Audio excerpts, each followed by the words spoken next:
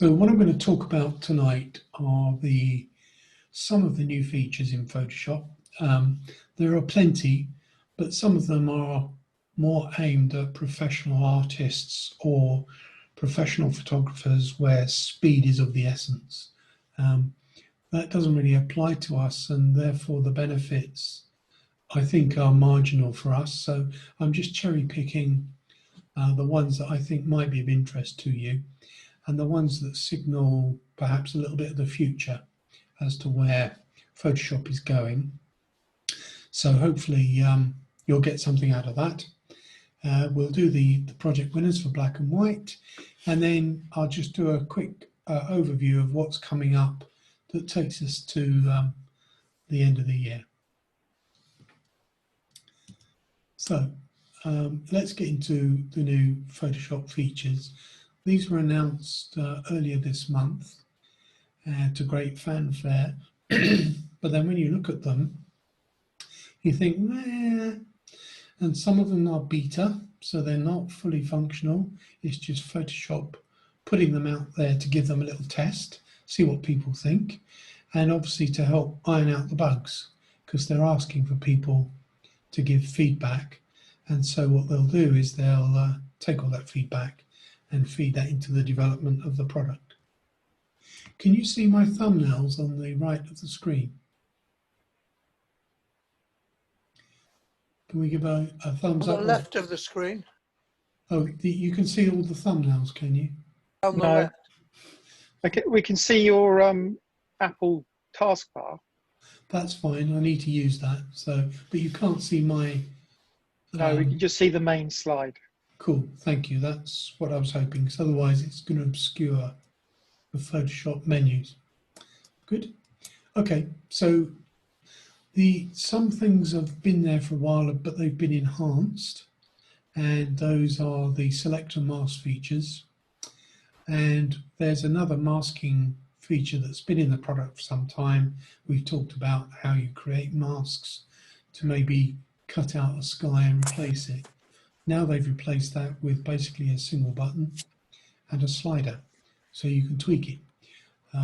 So that's interesting, makes things quite convenient and quick. What's perhaps more important is the discovery panel, because we've got now real-time contextual help coming at you from Photoshop. One of the big problems with Photoshop, of course, is always, how do I do this? Can't remember how to do it. And they've addressed that by putting a new help feature in there, calling Discovery Panel. But where the real interesting stuff comes is on these neural filters. What's a neural filter, I hear you scream? Well, it's machine learning. It's artificial intelligence, if you like. What they've done is they've put in place some machine learning things that enable you to do some of these functions. And I'll take you through these 6 on the screen because some of them I think are questionable. Some of them are quite interesting. And I'll let you make up your own mind on that. Where I've got the beta symbol at the end, that tells you that they're the beta things. So skin smoothing is the only thing that they've kind of baked in and they think is ready. The others are work in progress, but actually still quite interesting. So let's flip over to Photoshop.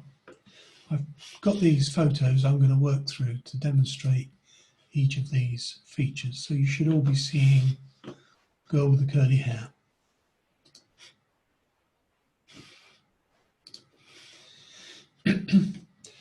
So cutting out hair is one of the biggest challenges when you're doing portraits, particularly if the hair, like this one, is rather curly and a little bit wild. But some of you may have seen this picture before. I've used it in training courses. The distraction here is the background. It's a little bit too distracting from the foreground. So typically you would do a cutout here and try and blur the background. and that way you would take the focus away, quite literally with a blur, take it away from the subject. So what I'm going to do now is use the new enhancements to show you how quick that process can be now and how trouble-free. It's not 100% perfect because it can't be yet. It will get better as time goes on, but this is another step forward. It is better. So I'll demonstrate that to you. First thing to do is duplicate the layer, because what I'm going to do is I'm actually going to blur this background here, and that's, in this case, would be a destructive process. So by duplicating the layer, I'm still retaining the original image. So what I'm going to do is come up to the select menu here, and I'm going to do select and mask. And it shows you the mask. Let's turn that off. Now, this button, select subject, has been around for a little while, but they've improved it. So I'm just going to click that. And already it's done a pretty good job of cutting out the main subject of this picture. You can see the marching ants. If you want to see the mask, I can't do that right now, but you'll see the marching ants that are going around the girl and around the hair. But there's also this new button up here called Refine Hair. And if I click that, it adds a little bit more granular detail to the hair. It's still not perfect. There's still a little bit of this hair missing, but it ain't half bad. And I'll prove that to you by doing a couple of standard things now. So what I want to do is, let me get rid of this. You see these sliders here. You can adjust them to change things around, but I'm just going to demonstrate bog standard default settings to give you an idea of how easy this is. First thing I'm going to do is invert the selection. So that's inverted it for me, and I'm going to OK that. And now I'm going to add a normal blur using Gaussian blur. This is a standard feature. And now I'll turn off the marching ants. Sorry, I need to OK that. And now I'll turn off the marching ants. That's not bad. How long would it have taken you to do that with a brush and a mask? Quite some time. But just by a couple of clicks and adding a Gaussian blur to the back to what I've selected, or what I inverse selected, I've managed to do a cutout of what is a fairly difficult subject really quickly. I think that's pretty cool, personally. If I go back to this part and do that again, select a mask, select subject, refine hair, use all the defaults. I'm not going to invert it this time. I'm just going to have that. And now I'm going to use it to create a mask. So that gets rid of the background. You can see what it's done. The hair is there, but it's not in sharp focus. I've kind of blurred it out a little bit. And you can see how that works if I add, say, a solid color. Oops, didn't mean to do that. I meant to do that. If I add, say, a gradient to the background, let's do something in blue, and then something like that. And if I drag it underneath my cutout, that's not bad. The cutout of the hair ain't bad at all. You'll see the blurred bits, they don't look half bad. Yeah? So that's the That's the new hair refinement tool.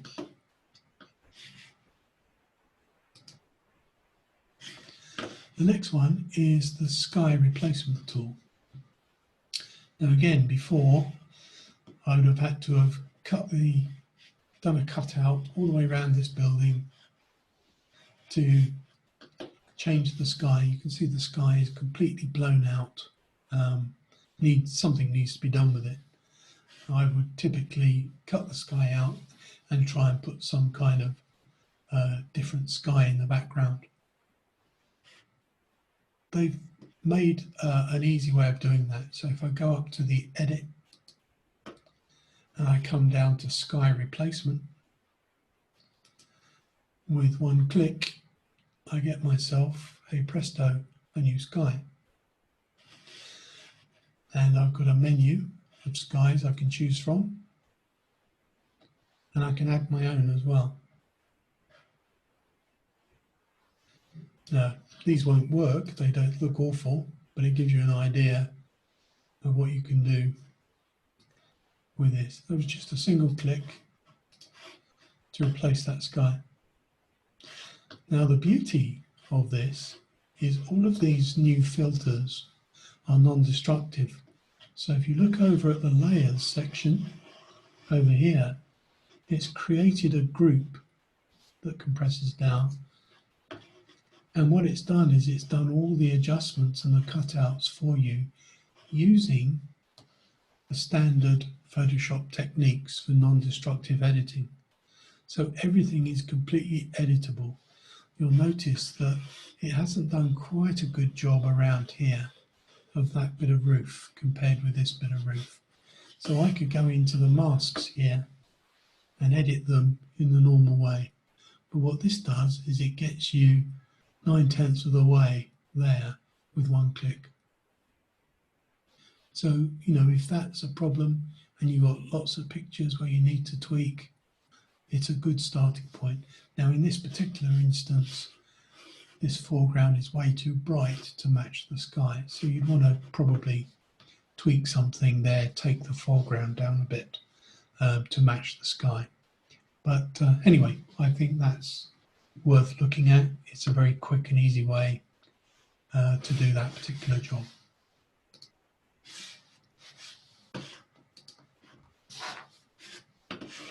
Okay. Those are the, while we're there actually,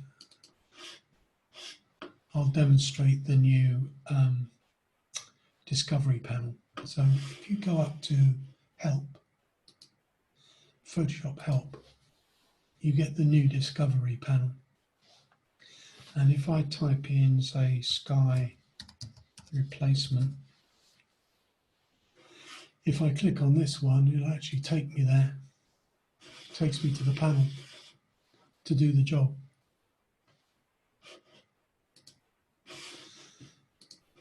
Or if I want to read about it, and I do sky replacement,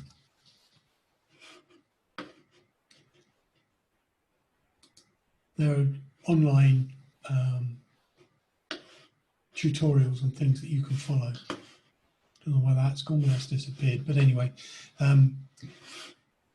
the new help, the message to take away from this is that the help that's up there has been vastly improved and is now called this discovery panel. So it gives you the ability to search quickly. It'll take you straight to the tool if you want it to, and it'll give you backup hands-on tutorials to do the things if you want to. So that's something to help you. I know a lot of you, myself included, struggle sometimes with Photoshop. Well, how do I do so-and-so? I know I've done it once, but I can't remember how. You've now got a searchable way of getting to that, and it'll take you straight to the tool without, you know, diving through all the menus.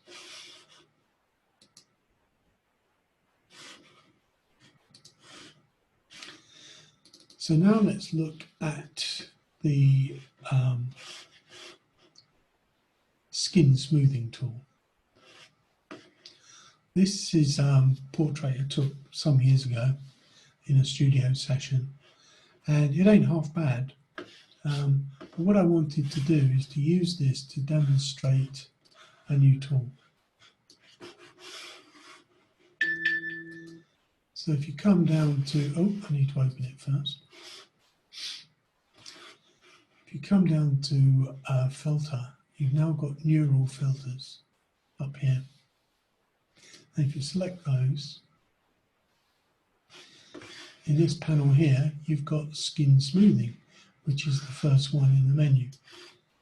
If I turn that on,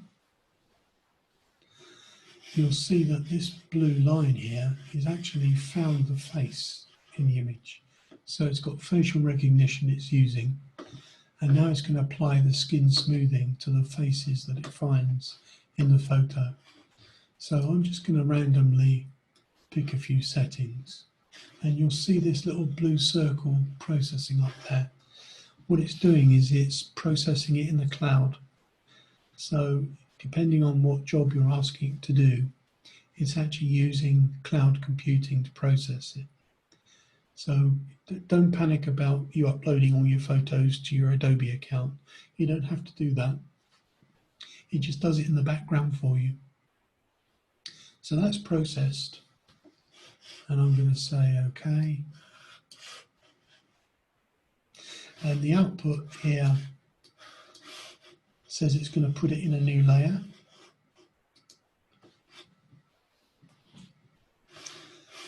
And there is the new layer. And if I turn off the other layer, you'll see what it's done. Didn't look like it had done that much, did it? But it did. And the quickest way to find out is to turn that layer on and off. Yeah, didn't look like it had done much, but when you start doing this, you'll see what it's doing. And it's doing it without removing all the texture, so all the pores of the skin are still visible.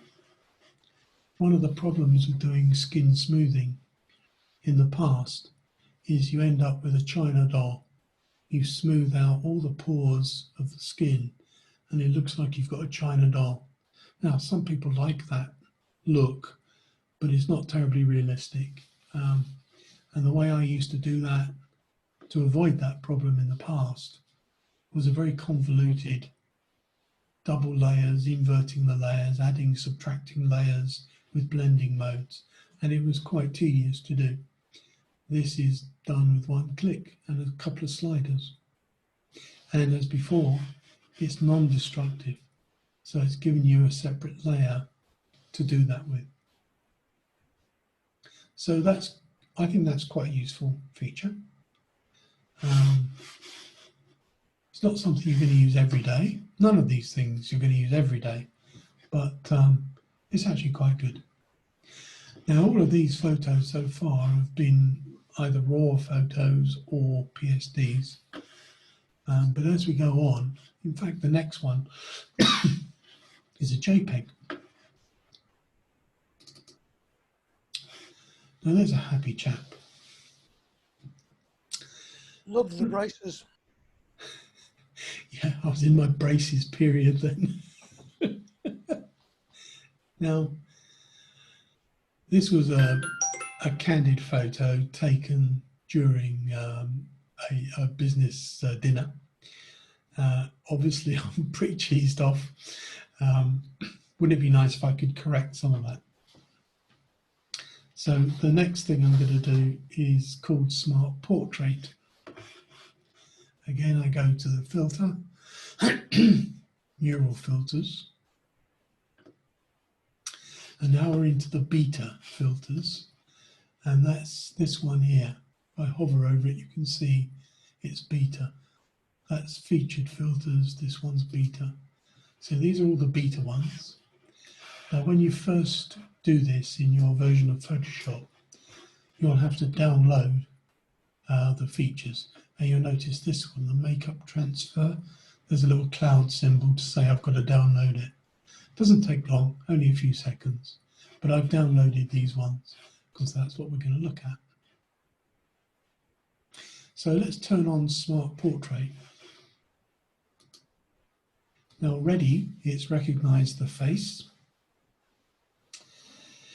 Oh, well, I'm not facing the camera, am I? Wouldn't it be nice if I could turn the head? So let's turn the head a bit. You notice the blue circle in the top right, spinning away.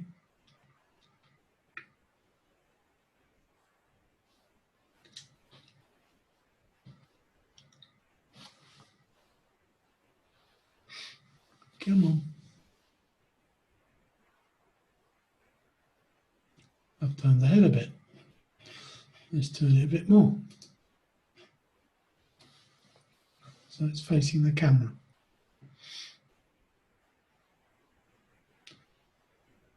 Now this isn't perfect, and you'll notice it does some strange things with the hair occasionally, but it ain't bad. But now the eyes are not facing the camera. Let's move the gaze.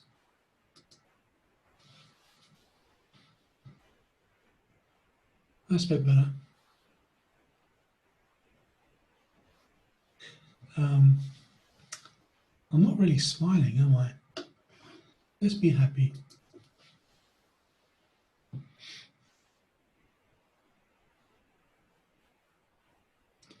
Now this is so clever. If I go to the extreme, your smile would open your mouth a bit, wouldn't it? And your teeth would show. So it puts teeth in for you. Fun? I mean, it's a bit of a weird smile, I'll give you that, but it's a bit of fun. You can also change the position of the lighting, so I can move the light around a bit. Get a little bit of asymmetric lighting going on. I can change the hair. I can age the face. Can you put eyes in if somebody's got them closed? Not yet, but watch this space.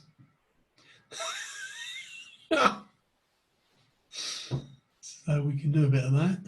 Oh, that's something I can look forward to as I get older. Welcome to the team. I think I'm going to turn that one off again. If we don't want to be happy, we can have anger and surprise. So there's a few sliders here we can play with. I can be super angry.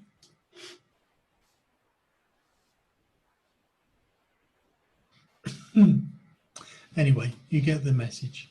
This is using artificial intelligence or machine learning to generate pixels that were never there in the first place.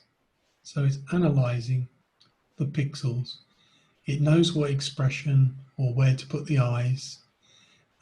It's found the eyes in the picture. It's then moved them and taken pixels away and put new pixels in where it needs to, all because it understands what it's looking at and it's got some rules to play by. Paul, I know in the past you've had fun editing people's pictures, so I look forward to you playing with this.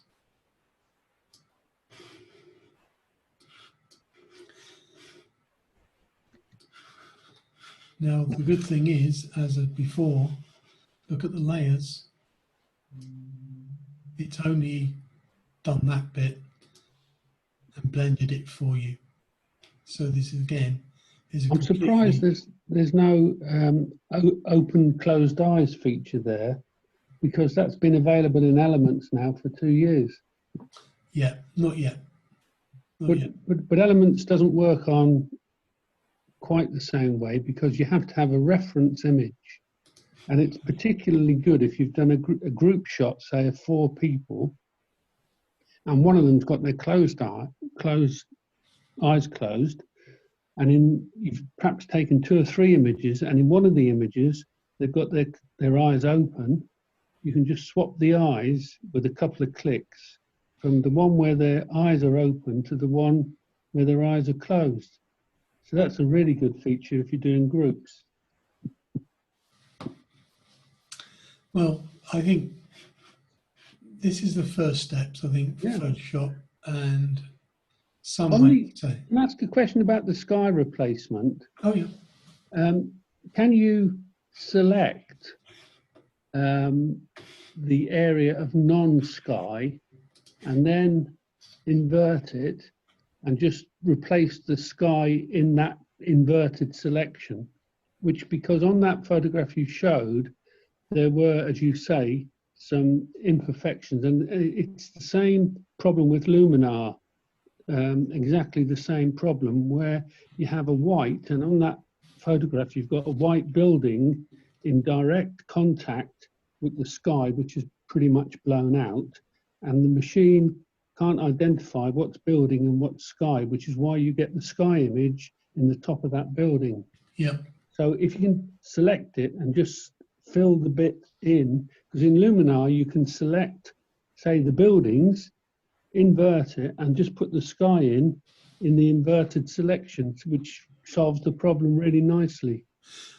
yeah. There's nothing stopping you doing that. It's just this new tool does it all for you.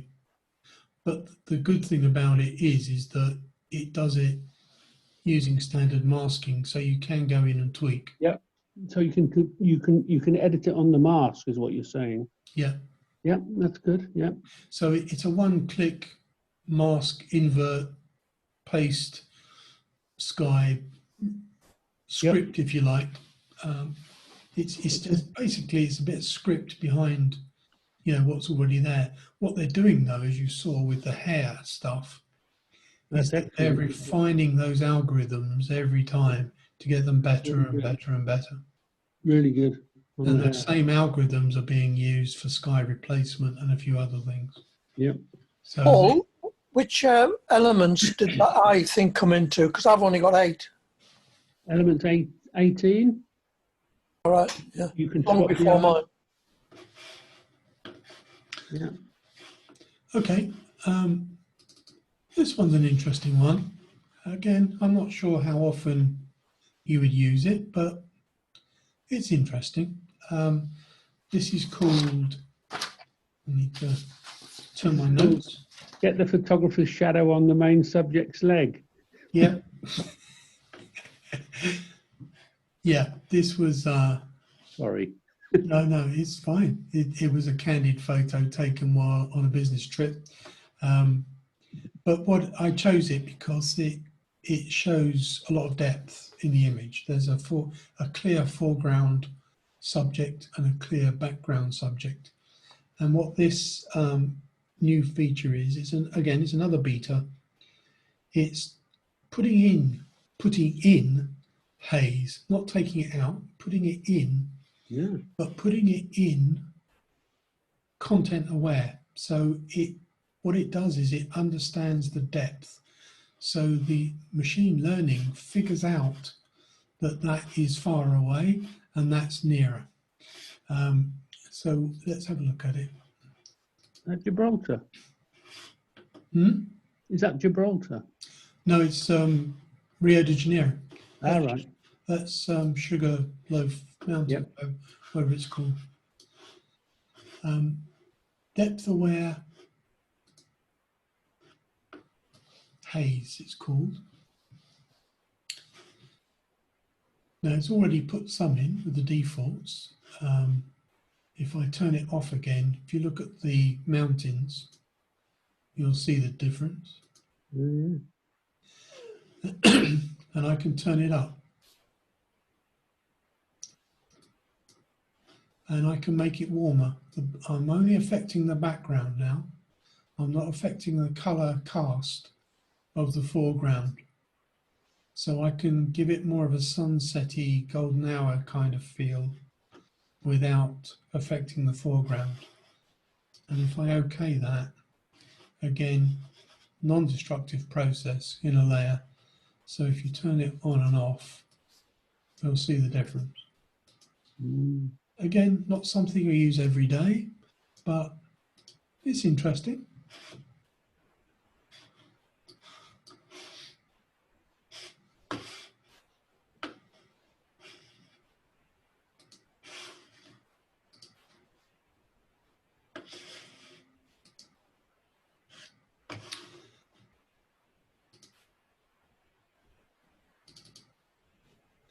Oh, actually, I'm going to change this photo. I'm not going to use that one. I'm going to use another one. Bear with me a moment. Yes.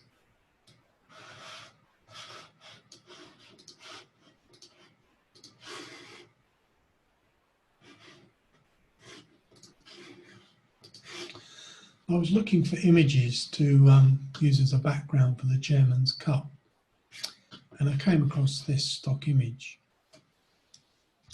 And when you zoom in,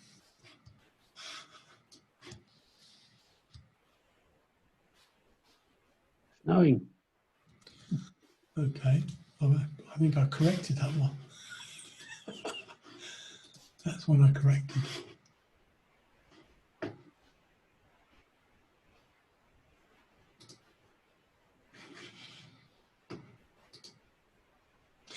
I think that's the one I need. Yeah. On some images, JPEGs in particular, do you see all the distortion around the edges? Mm. Yeah. You see this quite a lot on JPEG images that have been compressed and compressed and compressed. Edited, saved, made bigger, made smaller. The more work you do on a JPEG, the more data you're losing. And this is how it manifests itself. You start to get these artifacts in the image. So what this filter does,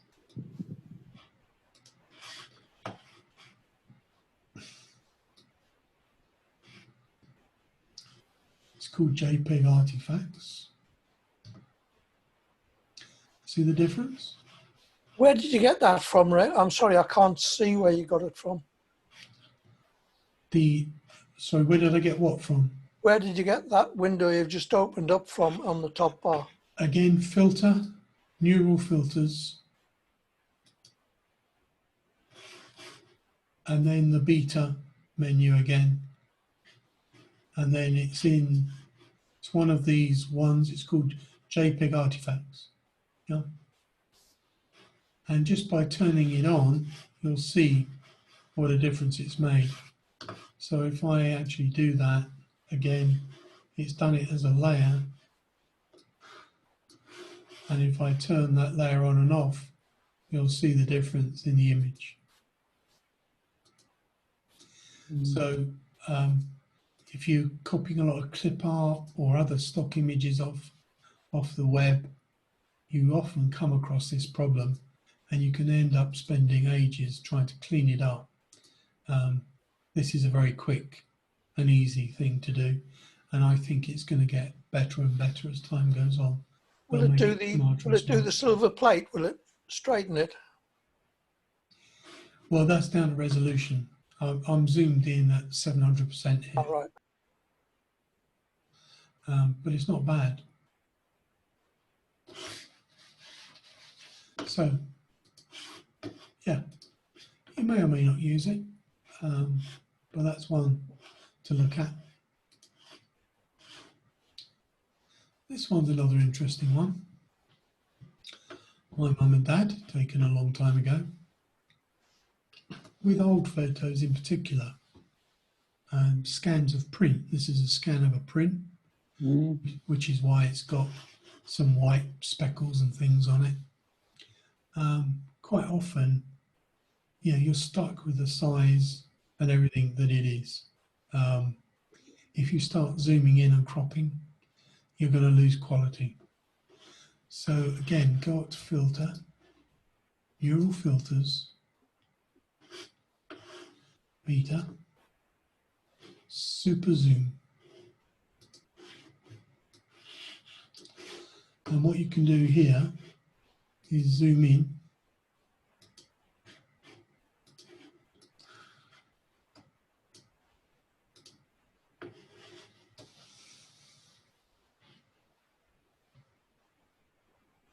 Now this image is only a few hundred pixels by only a few hundred pixels. That ain't bad. I've now cropped that image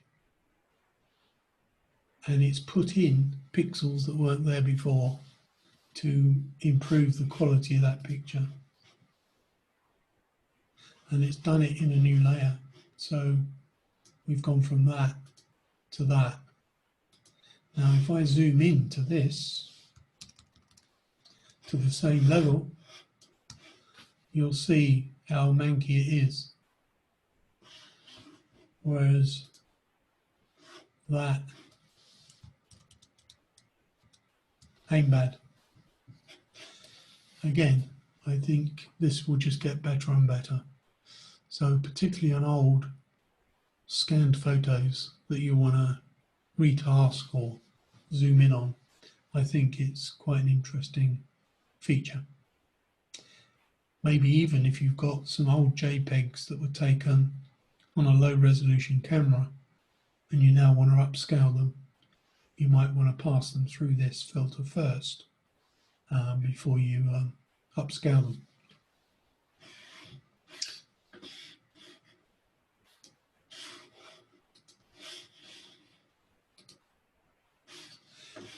And then the last feature that I was going to highlight is this one. And again, Paul, I think you'll like this because I know you've spent many, many, many hours colorizing black and white photos. So if I come up to filter, right, yes, here's the first tip. I discovered this. You'll notice if you look at the layers, I've got a black and white layer that I've put in. The original picture is that, and that was a scanned image of an old print. So I put a black and white filter on to share the image with the family. First thing to do is get rid of it and go back to the original scanned image. The other thing I've found is if you've done any corrections like remove tears or speckles, and if you've done those, as I hope you have, non-destructively by using additional layers, you need to merge those layers down into a single layer. Because what I'm about to show you, at least in the beta, doesn't work if you've got lots of corrections in lots of layers. It doesn't work if you've got a black and white layer, adjustment layer as well. You have to go back to the raw image. Doesn't merging it down not destroy the original? Not if you've duplicated the original in the first place. So just like in this case, if I duplicate the background layer, turn the old one off, now make my corrections here destructively, and then merge those down to this layer, then that will work. But this particular image hasn't got any corrections in it. So all I do is go to filter, neural filters. We go to beta again. And we go to, can't see it for looking, colorize. One click. You've got controls if you want to change stuff, but one click. And I've tested it on a whole bunch of family photos. Do I have them? I don't have them on this machine, but what I can do is show you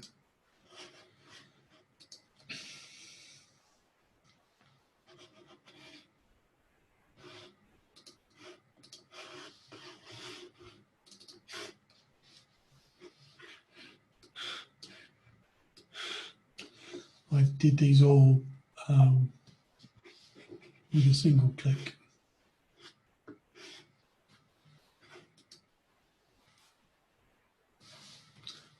It detected the grass, skin tone. Okay, it's not done too well here with the knee. And here with the car, it started to colorize that, but then gave up over here. So it's not perfect. the ones that I think are, I mean, look at the quality of this picture, and it still had a pretty good job.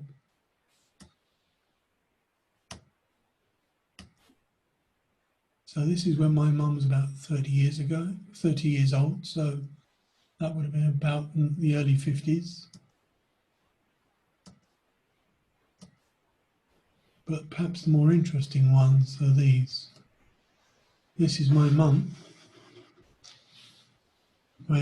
so this picture was taken around about 1929, and it was a black and white print about 3 inches high.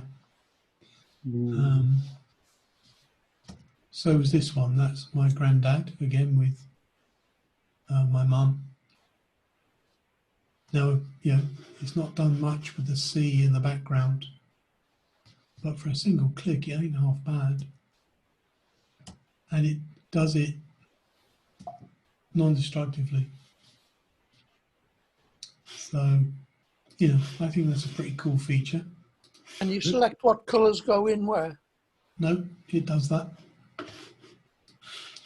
So here you've got some slider controls. I've not played with them, to be honest. All right, so you're adjusting the cyan here.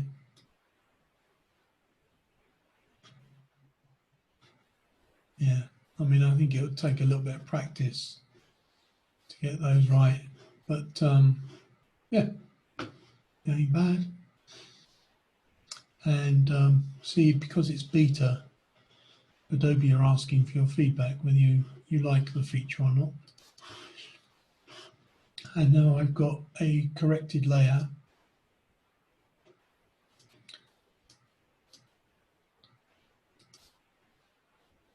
So these are, you see all the speckles there, those are the bits it didn't correct. So this is actually a very clever mask. I just think, you know, I rattled through all those family pictures I just showed you in about 40 minutes, which ain't much at all, given that all those images were scanned prints, donkey's years old, and the family have never seen those pictures in colour before, because no one, I mean, those pictures taken in 1929, was colour even available then? I don't recall. So yeah, I think it's pretty cool, and it's beta, it's only going to get better.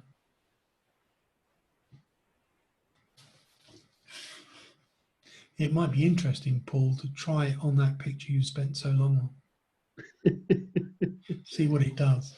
I don't think it'll do as good a job as you did, obviously, because it can't, but it would be interesting to see what it did, what it does with it.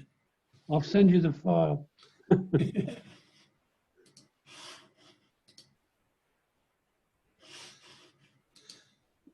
So those are the main things I was going to talk about. There are a few other things in the product, particularly with cloud-based images, which, as we discussed a few meetings ago, I'm not sure I would rush out and do that personally, but if that interests you, then there are a few enhancements there. There's a few enhancements with the stamp tool. So you can get a pattern stamp tool in Photoshop to create repeated patterns. You can now edit those patterns much more interestingly and interactively. Before, when you would edit the pattern, you had to be extremely careful to make sure it matched up. So when the pattern repeated, it looked right.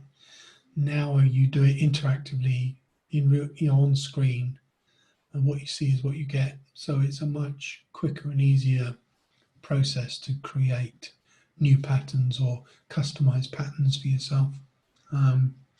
Again, I didn't bother to show you all that because that's more for graphic artists that do that kind of stuff than photographers. Interesting? Yeah. Okay. So let's take a look at some other things.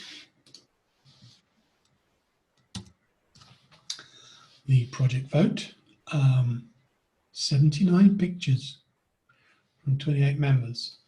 So clearly everyone felt that black and white was something they could have a go at rather than the glamorous. So we only had 56 odd entries for glamorous. Oh, I didn't update my slide how many members voted. It was 28. So 28 members submitted, 28 members voted. Interesting. So I guess you want to know the winners. I don't think she's on. Well done, Sheena. Third place goes to Sheena.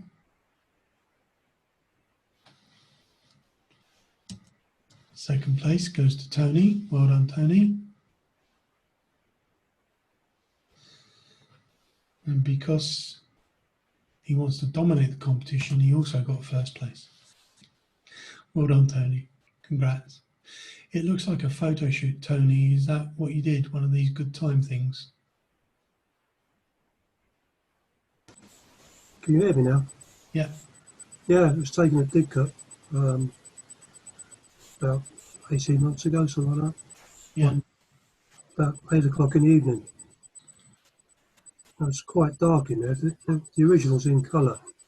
It comes up quite well in black and white.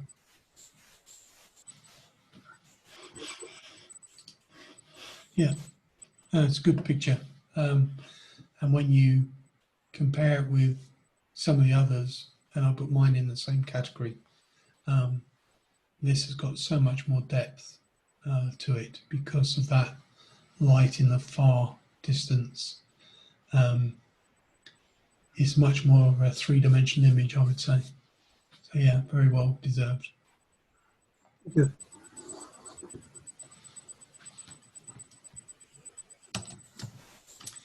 So December is the mechanical vote, but we don't want your submissions until the 8th of January because we haven't got a meeting at the end of December because hopefully we'll be having a Christmas, although that's still yet to be determined. So what we want is your submissions by the 8th of January, but especially for Rosemary, we're going to move to a new voting system just for once to see how it goes. And we thought we'll try a 5-star voting system.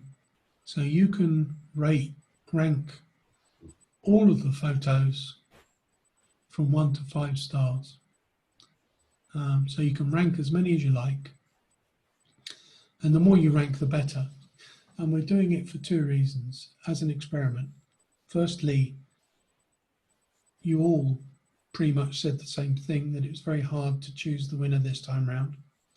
So we're giving you an opportunity to have a bit more flexibility there. And secondly, for some time now, we've been trying to find a way to give the photographers a bit of a feedback as to how well they did. At the moment, you submit your photos, and if you're not in the top 3, you hear nothing. You don't know how well you did, you don't know where you were. By doing this 5-star voting and encouraging you to vote for as many photos as you've got time to do, we hope to get much more of a picture as to where these photos are ranked overall. Now, don't worry, we're not going to say you're bottom every month if you are. What we're probably doing, we've not yet worked it out, but we'll probably say you're in the top quartile, top quarter, you're in the bottom quartile, you're in the middle quartile, something like that, just to give you an idea of where you are so that you've got something to work on if you want to improve. If you're consistently in the top quartile, you're doing pretty well. If you're not, then now you've got a target to get yourself into the top quartile. So we hope that this will be a way of doing that. And if people don't like it, then we won't do it again. We'll just do it for 1 month and see how people like it. And you've got plenty of time now from now to the 8th to take your mechanical pictures, and then on the 8th we'll, or probably the 9th, we'll open up the voting, and then you can have a go at that. And then our first meeting in January is on the 13th, and you'll find out how it went. Yeah, sound reasonable? Ray, does that mean that each image can receive up to 5 votes effectively? Say that again? Does that, are you going to count the stars? Yeah. So if one image gets 8 5-star ratings, it's got 40. Yep. Yeah. Is that what you're saying? Yeah. And if one image gets 28 times 2 stars, it's got 56. So that would triumph over the one that was 40. If we went purely numerically, you're right. But I think that's why we haven't decided how we're going to do it yet. I think if that situation emerges, then we would have to finesse it somehow, and I don't quite know how. But if I look at how the voting traditionally goes, at the moment it's not like that. But you're right, it could go that way. And if it becomes too difficult to calculate and work out, then we'll go back. Yep.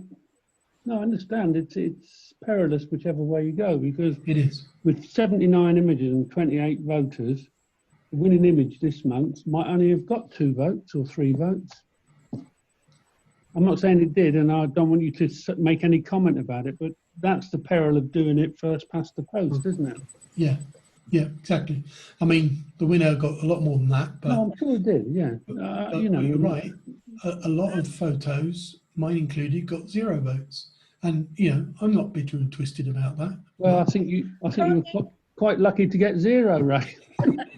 Can't you do that type of thing the way you're doing it at the moment? If we, So the top 3, so you would know who got the top votes, and then you'd know going down the list who came 4th, 5th, and so on. So you could then put those photos in the top category if you want to split them into 4 groups and say, right, you lot came into top category, the next group into second, because that would still give us exactly that same feedback rather than making it a bit more complex with what you've suggested here, maybe. yeah, no, I get what you're saying. The challenge we've got is if I look at the scoring now, there's probably about 10 pictures that attract any scores at all. Yeah. The rest have got 0. So I can't do anything. Like in this case, probably 60 or more photos had 0. Yeah. No Well, then they votes at come all. in the bottom section. Yes, but all that tells you is you're not in the top 10. What we're trying to do is give you a bit more than that. Say you're in the top 10, you're in the middle 10, you're in the lower 10, you're in the bottom 10. Say, you're right, and I wish we could, but at the moment, the only way we can think of adding a bit more granularity, if you like, or a bit more data, is to give everyone the chance to vote more than once and to rank. It's proportional representation, I guess. Ray, have you considered something like SurveyMonkey for this? It might be that we go that way, yeah.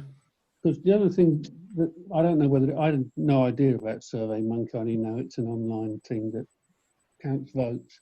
But what may be a possibility is if each member, say, has 100 to award against each photograph, and the ones that they thought were kind of okay, they'd give a middling score to, and the winner they'd obviously give 100 to, and that way that would give you a lot more graduation or gradation right through the whole gambit, wouldn't it? And you wouldn't. The problem with that is adding up the scores. But if something like SurveyMonkey is capable of doing that, and each score is counted as a vote, the top voted image would still come out on top, wouldn't it?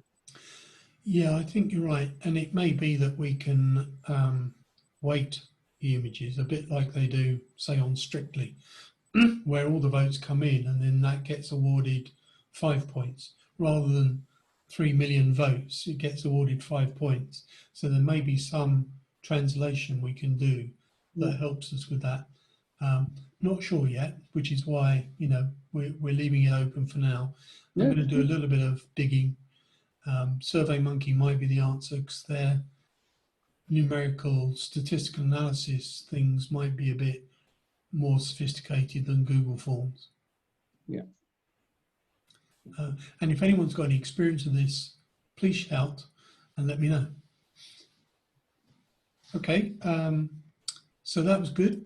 I mean, it's essential that you guys challenge us on this because we've got no magic wand. So it's good that you do ask these questions and challenge us because we're desperate to find the simplest way possible to give, you know, the feedback that everyone would like. Ray, Yeah. Ray, how the thing is though, if we had 70, what do we have, 78 pictures this time, and are we going to be asked to rate all of them? Is that because if I'm honest, when we've got that many pictures, looking at them online, I kind of go, I've looked at them all, but now I don't know which one I'm rating or even looking at it. I can't even pick one, let alone rating all of them. And I just think that's going to be, as much as it's beneficial, I think it's incredibly time consuming when you're trying to vote for them then.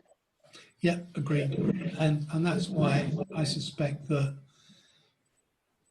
I wouldn't expect everyone to vote for every photo, but I'm hoping that statistically we'll get more votes in, there'll be a spread, and that'll be more representative than what we've got now. But it won't be perfect, you're absolutely right. And yeah, wading through 79 pictures with that gallery view. I may change the gallery view, in fact, because at the moment you go one at a time, one.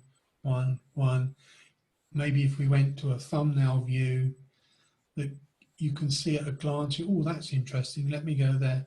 That might be a way Would forward. there be any way of this, you know, when you can mark something as a favourite and then you can list all your favourites? So when you, because I think it's great that we've had 70 plus pictures, that's not what I'm saying, I think that's incredible.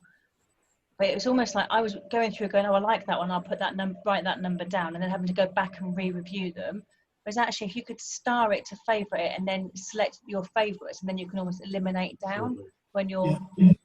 I don't know how I don't know how it works on the website and stuff. So that's just me saying that would be a really useful feature. But Yeah, no, I like that. I mean, that I'll be bound by what I can achieve on the Yeah. website, but I'll certainly look at it. That's a good idea. I like it. okay. Thank you. Ray, Yep. Ray, may I say, one of the issues about only voting for one photograph meant that you probably had a second and third in your mind that were probably equally as good.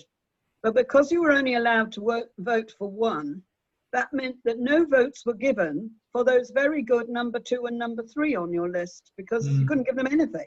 And so they were missing out when they ought to have had some recognition. Yes. So if you can find some way that they can have recognition, I agree with Angie that to wade through and mark 78 is a bit above and beyond perhaps. Yeah. But I like her idea of picking out, you know, sort of 5 or 6 favourites.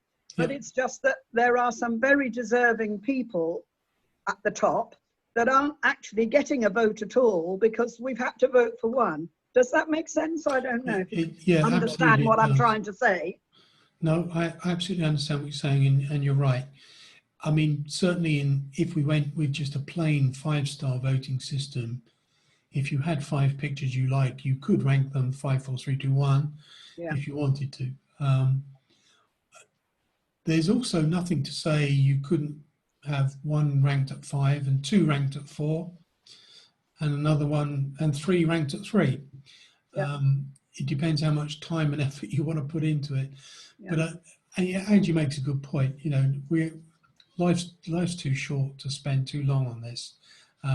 So I want to try and keep it as simple as possible, but to try and enrich it if we can. But yeah, all ideas are valid. So yeah, do keep sending them in. So here's the corrected image that you saw earlier with the artifacts reduced. What we're going to do is take the first place pictures from the project votes for this year up to November, so up to today's, and we're going to ask you to vote for your favourite. This won't be the 5-star rating, this will be just vanilla, pick one picture, and the winning picture will get the Chairman's Cup. Did you give that to me yet, Paul? I can't remember. It's held by the present holder, who I think is Dave Buckland. I spoke to him, you're right, thank you. We did have that conversation, and the onus is on me to go fetch it. We were waiting until lockdown ends. Yes, thank you for reminding me. So yes, the plan would be that we'll go with a first past the post voting, the same as we're used to, which will open on the 4th, and then we'll announce it on our last meeting of this year. And then we'll figure out how we're going to get the cup to the person after it's been suitably sanitised. So that's on the 9th. And what we're going to do is try and make that a bit of a Christmas party if we can. So you are allowed to wear funny hats, you are allowed to have wine in front of you, and you are allowed to have poppers and trumpets and God knows what else. We're going to do a pub quiz, and I've worked out how we're going to do that on Zoom, and that seems to work. I've done one with another group, and that worked quite well. So I'm just going to try and emulate that. So we'll have a pub quiz, we'll have a few slides, and then we'll have the announcement of the Chairman's Cup. So hopefully that'll be a little bit of a light-hearted way to end the year, but obviously we're trying to make a purse out of a sow's ear, or whatever the expression is here, because it has been an interesting year. Then our first meeting of the year will be January. We'll have a short AGM and then talk about the plans for the new year. And we've got some interesting thoughts that we'd like to share with you to see if you think those will be useful. So hopefully that'll add a bit of spice. Other than that, I think we'll close it early today and look forward to seeing you on the 9th of December. Can I just say something? Any questions, anyone? Yeah, sure. Yeah, on the Facebook on free and for sale, there was a Joby Gorilla Pod went up today. He was advertising it at £40. It's the 3K one, not the 1K, so it's quite a heavy duty one. And I spoke to him and he would accept £30 for it. Anybody's interested in a Gorilla Pod, good price. Okay. Okie dokie. Well, anyone else got any comments? If not, we'll call it a night and have an early night for a change. Thanks very much, Ray. Yeah, thank you, Ray. Thanks, Cheers, Ray. Ray. Cheers, Ray. Bye. Thanks, Ray. Thank you. Bye.